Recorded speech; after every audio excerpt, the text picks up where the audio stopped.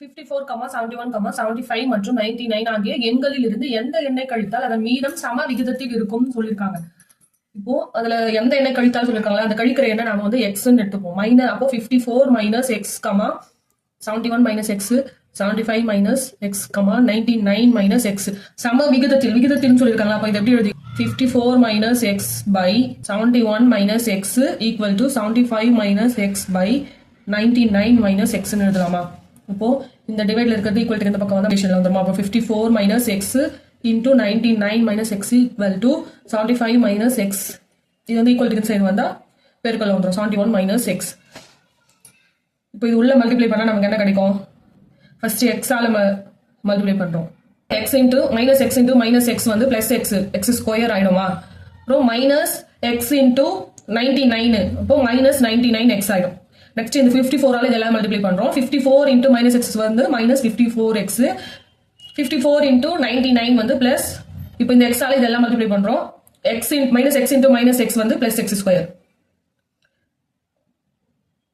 minus x into 71 வந்து minus 71x. Next 75 ஆல multiply பண்றோம். 75 into minus x வந்து minus 75x. Next 75 into 71 multiply பண்ணா நமக்கு என்ன கிடைக்கும்?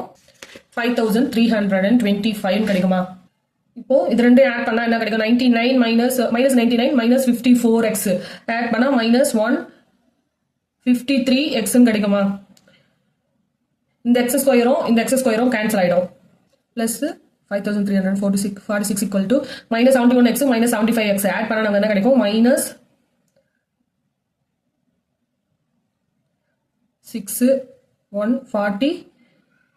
146x plus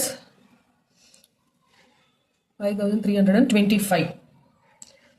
இப்போ x எல்லாம் இந்த சைடு கொண்டு வரலாம். இந்த minus 146x வந்து equal to இந்த பக்கம் வந்து plus ஆயிடுமா. அப்போ minus 153 into x plus 146x equal to இந்த பிளஸ் வந்து ஈக்குவல் டு இந்த சைடு வந்தா மைனஸ் ஆயிடுமா. அப்போ 5325 மைனஸ் 5346 ரெண்டையும் மைனஸ் பண்ணா நமக்கு என்ன கிடைக்கும்? minus 7x equal to இது ரெண்டையும் மைனஸ் பண்ணா minus 21 கிடைக்குமா. இந்த மைனஸ் கேன்சல் ஆயிடும். 7 3s are 21. அப்போ x equal to வேல்யூ வந்து 3. இதுக்கான ஆன்சர் வந்து ஆப்ஷன் C 3.